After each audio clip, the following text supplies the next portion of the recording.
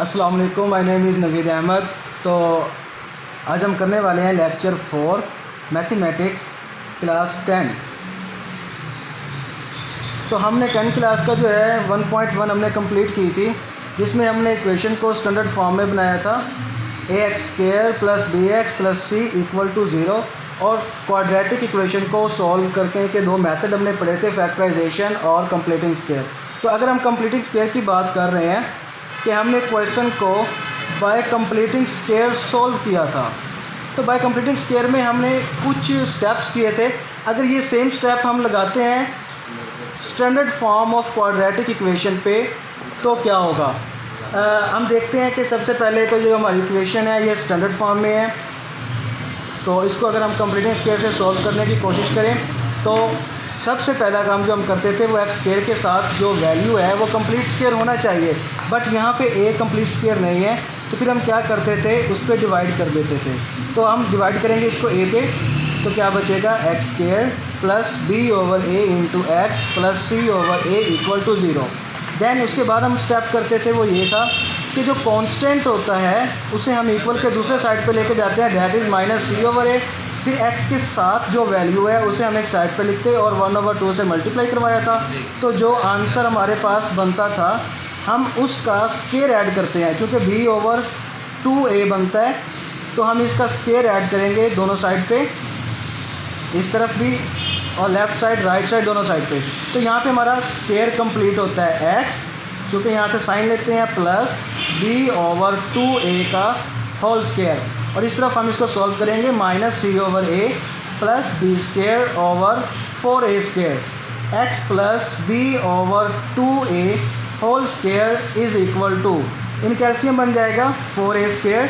यहाँ पे आएगा हमारे पास -4ac + b², तो x + b/2a होल स्क्वायर = इसको सिंपल फॉर्म में लिखते हैं कि प्लस वाली वैल्यू को पहले लिख लेते हैं और माइनस वाली वैल्यू को बाद में, और नीचे हमारे पास चल रहा है 4a²।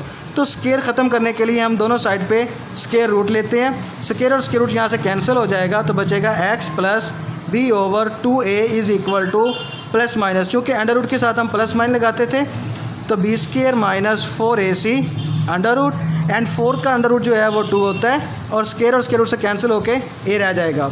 तो x = हमारे पास आया +- b² - 4ac under root over 2a, and b/a यहाँ पे प्लस का है तो इस तरफ आएगा वो माइनस का हो जाएगा। अगर हम यहाँ पे इनका एलसीएम बनाते हैं, एलसीएम हमारे पास आएगा 2a, तो क्या बनेगा +- b² - 4ac under root -b। अगर हम इसको इस फॉर्म में लिख लें कि -b को पहले लिख लिया, +- b² - 4ac under root over 2a, तो ये हमने डिराइव किया है क्वाड्रेटिक फार्मूला। इसका मतलब हम इसको यहाँ पे ऐसे भी जो है वो नाम दे सकते हैं कि